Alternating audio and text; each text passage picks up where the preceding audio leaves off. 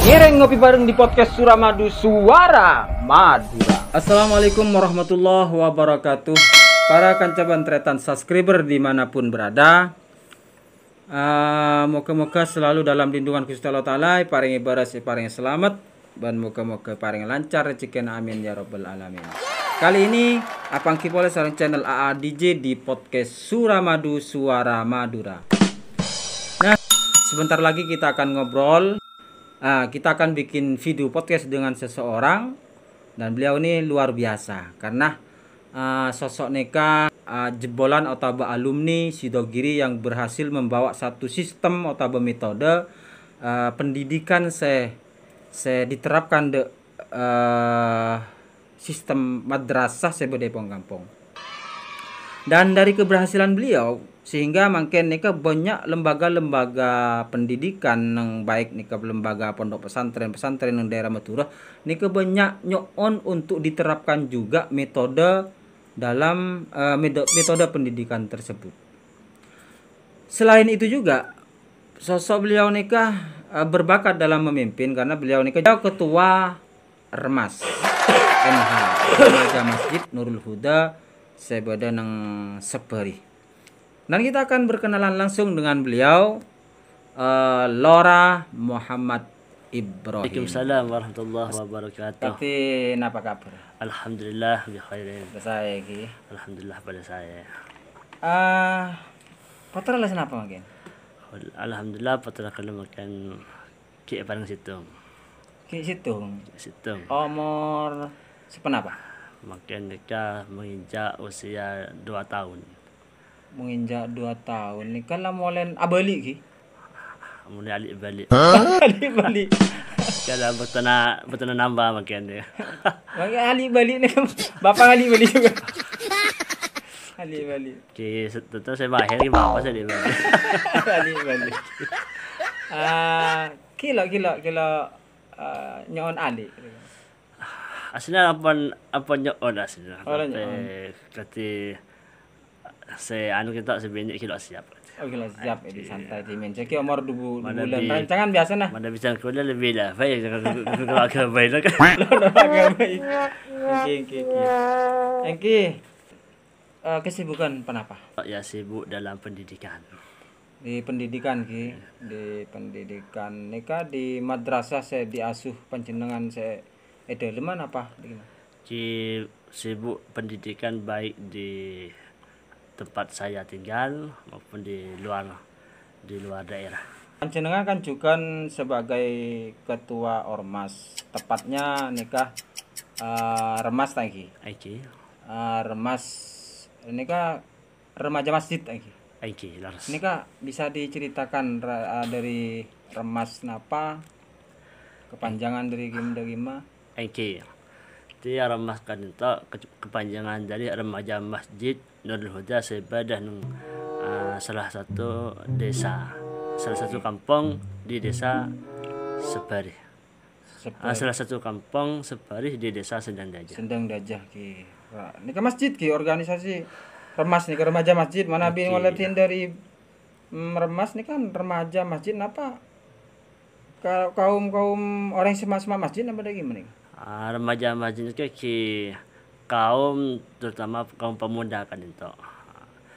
Kaum pemuda yang berada di lingkaran kampung seperti dan sekitarnya. Jadi tidak hanya yang dekat-dekat masjid saja. Dalam lingkup beberapa kampung mungkin kalau dihitung sekitar ada 5 kampung. 5 kampung. Ini kan gabung bagian dengo denah. Bagian dengo dan ini disatukan dalam satu wadah Remas Remaja Masjid. Remaja Masjid.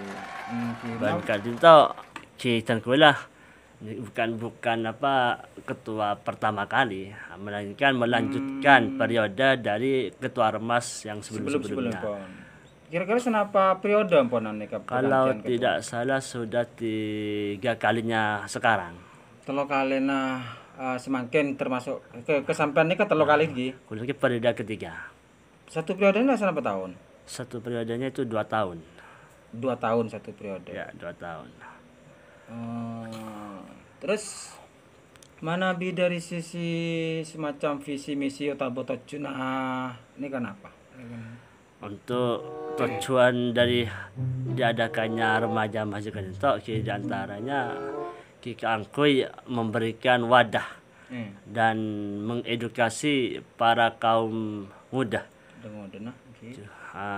Para pemuda sedang dajah pada khususnya dalam satu tujuan yang bermanfaat sesuai keterangan yang ada di dalam hadis, khairun nas anfa'uhum linnas. Sebaik-baiknya manusia itu adalah mereka yang lebih bermanfaat. Jadi semacam beda kangkui menyatukan tujuan lagi. Saya. Terus mana napa selain nikah pon lay bentuk beda napa ada agenda-agenda atau program-program napa lagi gimana? Sudah alhamdulillah remaja masjid ini sudah memiliki program. Sekalipun ya tidak berjalan sepenuhnya, cuma sebagian besar sudah. Di antaranya program ya yang sudah program yang sudah ada itu pertama adalah seperti ubudiah, terus ada lagi kesenian juga ada alhamdulillah. Juga ada bakti sosial untuk bakti para pemuda kepada masyarakat di masjid itu. Untuk ubudiah Kanito di antaranya seperti ngaji sore di masjid. Jadi setiap sore di masjid itu ada kegiatan berupa ngaji Al-Quran. Dan ini sudah berjalan bertahun-tahun sudah. Di taklim pengajian di masjid itu diadakan setelah maghrib. Satu minggu dua kali. Lestari maghrib lagi? Berarti lestari jemaah lagi? Lestarina jemaah salat maghrib nikah diisi pengajian kitab. Ada lagi untuk kegiatan ubudiah itu seperti khatmil Quran. Khatmil Quran ini diadakan setiap 1 bulan, yaitu tepatnya pada Jumat Manis. Juga kegiatan ubudiah ini ada kegiatan Ramadan ya. Ramadan. Bulan puasa lagi? Di bulan puasa ini ada kegiatan seperti membentuk imam tarawih dan pengisi majelis taklim. Muallim lah istilahnya. Muallim. Untuk imam tarawih ini kita memanfaatkan para pemuda-pemuda yang pulang dari pondok pesantren. Begitu juga dengan pengisi mengisi taklim, sebagai muallim juga. Lestari tarawih nikah diisi dengan pengajian. Yang ngisi bagian dengudena. Yang pulang dari pesantren. Si aktif nikah. Dan juga ada yang sudah tidak aktif, sudah alumni juga diminta untuk mengisi. Juga. Manusia santri masih aktif berarti ini kan langsung setengah praktek tanggi. Nah, ya itu. Praktek terjun ke masyarakat sini. Ya, biar untuk melatih mereka, biar mereka terbiasa nanti, biar tidak kaget. Ya sekaligus ya itu melatih mental mereka. Biar juga mendorong mereka agar lebih semangat ketika kembali ke pesantren, belajarnya tambah semangat. Karena nanti ketika pulang akan dijadikan muallim. Terus dalam bentuk sosial nih kakatin apa? Dalam bentuk sosial ya seperti kegiatan bersih-bersih, gotong royong seperti bersih pemakaman, terus bersih area masjid.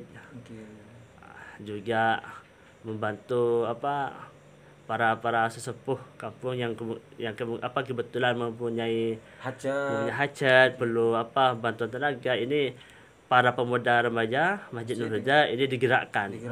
Kegiatan dalam bentuk kesenian ini contoh apa? Kesenian ini contoh kesenian yang ada dalam program Remas Nur Huda ini seperti hadrah,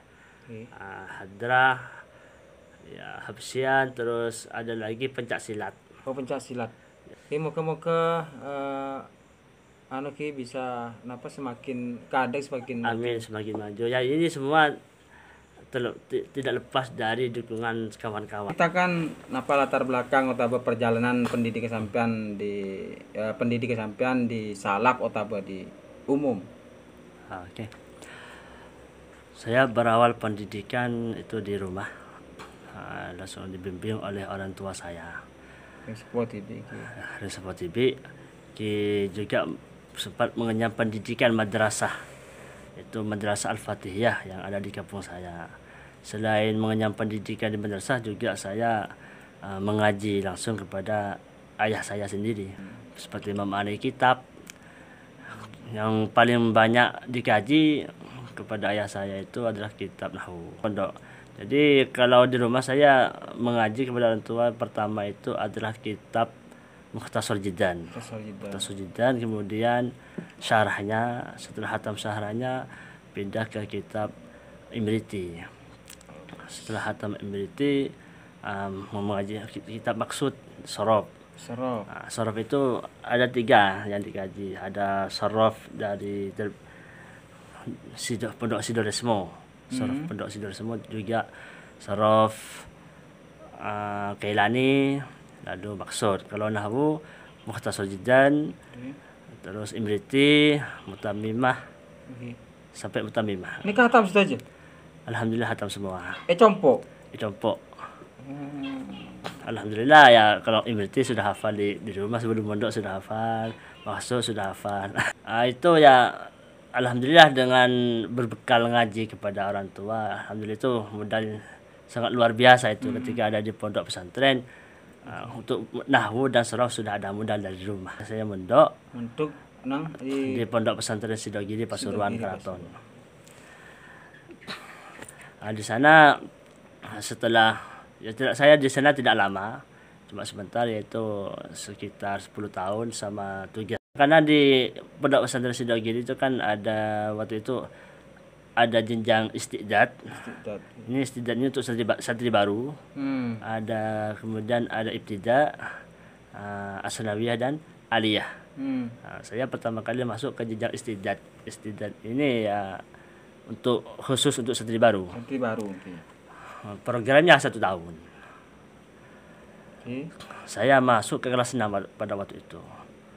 Kelas 6 1 tahun itu naik 2 kali. 1 tahun naik 2 kali? Sekali. Ya 2 kali. Oh, naik 2 kali. 2 kali. Jadi pertengahan tahun saya naik ke kelas 7. Kelas 7 istiqdad. Selesai itu tahun berikutnya saya langsung kelas 2 sanawiyah. Jadi kelas 7 istiqdad itu setara dengan kelas 1 sanawiyah, cuma pelajarannya lebih minim daripada kelas 1 sanawiyah. Berarti setaranya dengan kelas 1. Kelas 1 sanawiyah, cuma ya itu ketika saya masuk ke jenjang ke kelas 2 sanawiyah, banyak pelajaran sanawiyah yang ketinggalan. Yang ada di kelas 1 itu. Berarti sampai langsung mulai masuk di kelas sanawiyah, kelas kenapa? Kelas 2. Kelas 2 gitu. Oke. Nika kelas 2 kelas telok. Kelas 2 ini sudah tugas. Berarti 3 tahun. Tugas kebetulan tugas dari daerah Malang. 1 tahun gitu. 1 tahun laksana tugas dan keluarga itu abili boleh dapat bantu untuk melanjutkan ke jenjang aliyah selama 3 tahun. Sampai itu lulus aliyah, kita ibadah dapat desa surat pernyataan apa siap boyong, apa siap untuk mengajar. Kita pula karena kemauan boyong ini kan masih sedikit, masih ingin melanjutkan, jadi petangkal itu ngisi pernyataan kita siap untuk mengajar. Boleh kan, menurut informasinya panjenengan ini kan membawa satu metode atau sistem dari Pondok Sidogiri ini kan yang diterapkan nang madrasah se yasuh yang sepon panjenengan. Dan ini kan dari keberhasilan ini kecepon banyak lembaga-lembaga nyon juga diterapkan metode ini kan. Persis seperti apa nih bisa cerita? Jenjang iqdad nikah termasuk baru nikah. Al-Miftah sudah berjalan 3 tahun. Nikah sampean ketika mengajar waktu itu tugas ngajar nang dalem ki. Nikah sampean sudah menemukan Al-Miftah. Lebeda Al-Miftah sudah ada Al-Miftah. Sudah berjalan 3 tahun. Jadi berjalan 3 tahun. Iya. 2 tahun. Saya itu ketiganya. Berarti ini program Al-Miftah ki. Program Al-Miftah. Metode nih ki. Metode program Al-Miftah. Ketika sampean ngajar Al-Miftah masih umur 2 tahun saya masih diterapkan. 2 tahun. Jadi kalau nikah wisuda ketiga, artinya wisuda Al-Miftah ketiga, periode ketiga. Periode ketiga. Lah jadi seperti apa sih persisnya metode Al-Miftah nikah cepon banyak diminati di beberapa lembaga-lembaga nang maturun ke pondok pesantren. Al-Miftah kan itu metode adalah metode praktis, simple dan sederhana. Metode Al-Miftah ini, mereka yang belajar metode Al-Miftah ini bisa ditempuh dalam 2 tahun, minimal 2 tahun. Minimal 2 tahun. Minimal 2 tahun itu sudah bisa baca kitab, lafzan, maknan, wa fahman, wa tarjamatan. Wih, luar biasa. Maknan, lafzan, maknan, wa tarjamatan. Ini kan 2 tahun. 2 tahun. Nah, karena saya belum pernah belajar terus masuk ke metode nikah, 2 tahun bisa sih nikah? 2 tahun bisa. Jadi untuk orang yang tidak pernah terjun ke metode Al-Miftah itu seakan mustahil.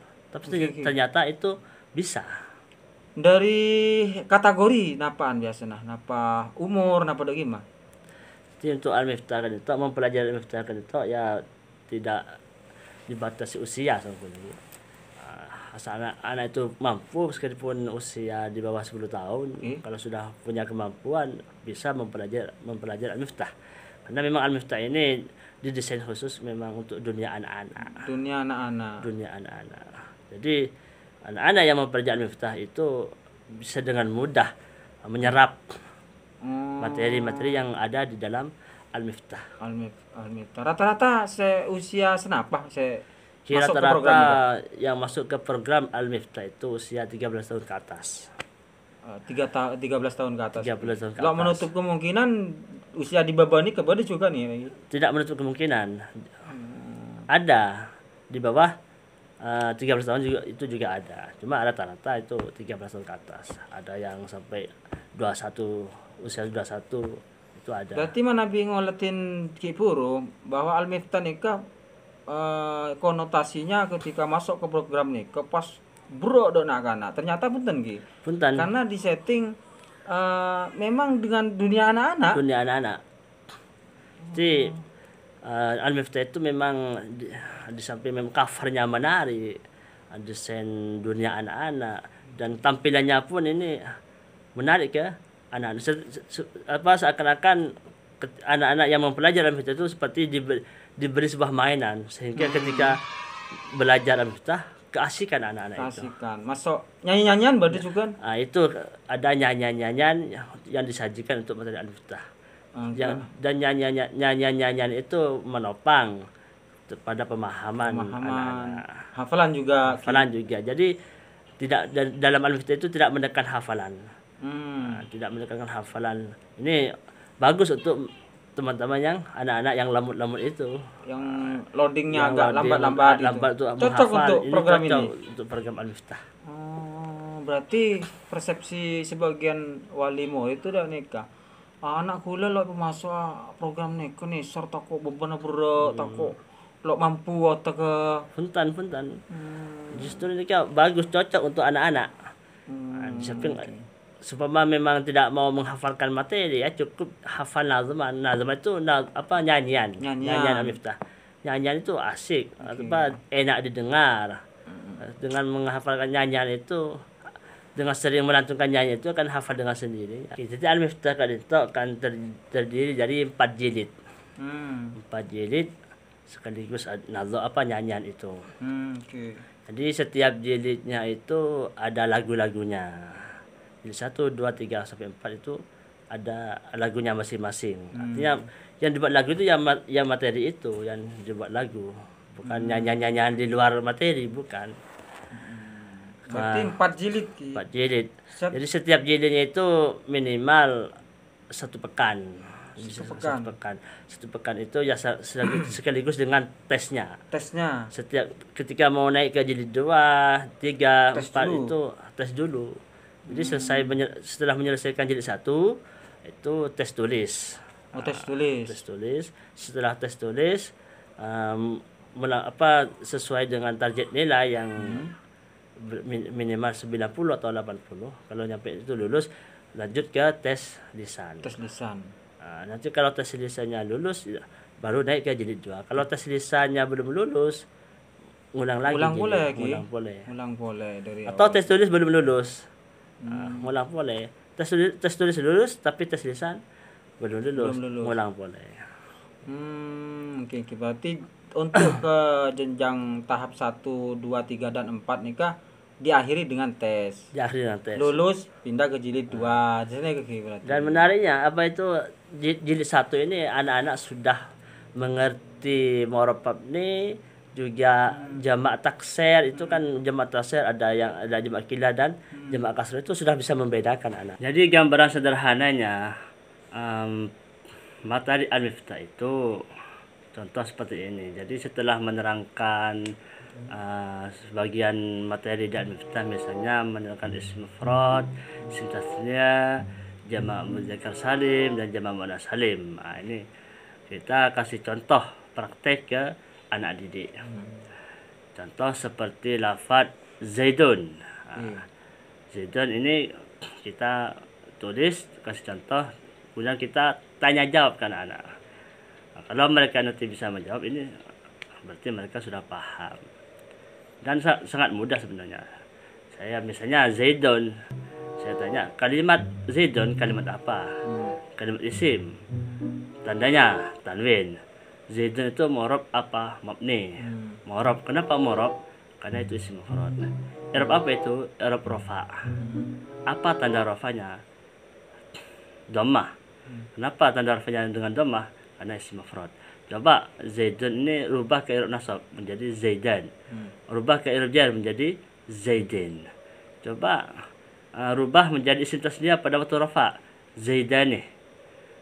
Rubah ke tasniyah nasab jar, Zaidaini. Coba rubah lagi menjadi jamak muzakkar salim rafa, Zaiduna.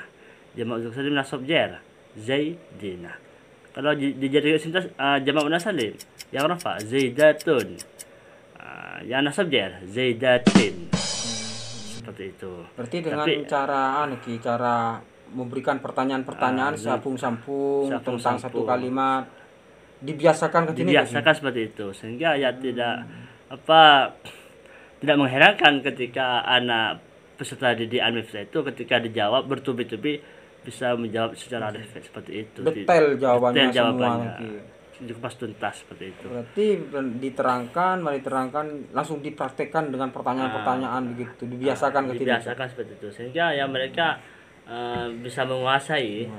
Makanya masuk teman-teman melihat satu video itu mungkin program Al-Miftah karena nang Sidogiri juga. Ketika anak-anak ini kan ditanyakan bertubi-tubi dengan cepatnya menjawab dengan detail semua satu kalimat ini kan dikupas tuntas. Iya. Sini kegila. Oke, kayaknya untuk ngobrol tentang metode Al-Miftah ini kan luar biasa. Katila cukup untuk bahas detail gitu. Jadi moga-moga pangki di satu tempat boleh tentang Al-Miftah ini kan. Amin. Mudah-mudahan kita semua dikasih panjang umur, sehat. Lahiran batinan. Nih kan sebelum kita berakhir nih kira kula ketuan pertanyaan cepat nih kira. Terlaki apa bini? Laki. Sampean makin ketuan? Bini. Berarti terlalu laki kan. Laki. Amin, moga-moga. Amin. Menor napa alami?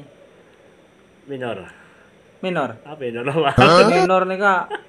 Kira apa? Norak gitu loh. Oh, alami. Suka alami. Oke, berarti lo pakai banyak biaya malam ya. Kan suka begitu dah gitu.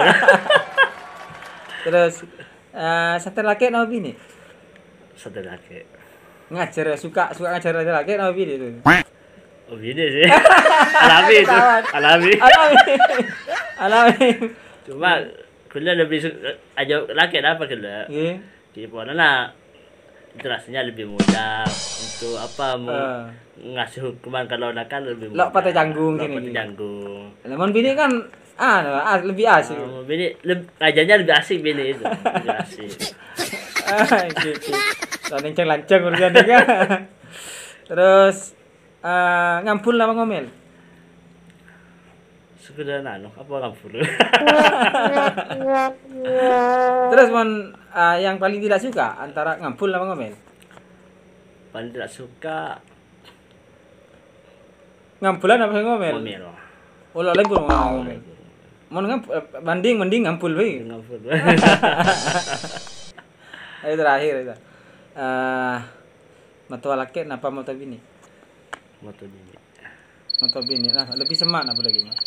Kecil lebih semak. Lebih perhatian. Moto film perhatian. Perhatian moto bini itu. Perhatian dek matua bini. Oke, matur selangkong. Oke. Muhammad Ibrahim Depada. kesokan hadir di podcast Suramadu. Oke. Moga-moga cekancah pemirsa juga sudah bisa melihat sedikit gambaran tentang beliau. Moga-moga paringa padalancang umur. Oke, Paling moga-moga. sehat keluargana. Amin. Semoga pemakian kita bermanfaat. Amin. Oke, sekali tok para cekancah pemirsa podcast Suramadu. Sekian obrolan tenggules sareng Lora Muhammad Ibrahim. Moga-moga manfaat dan Amin. salam semangat.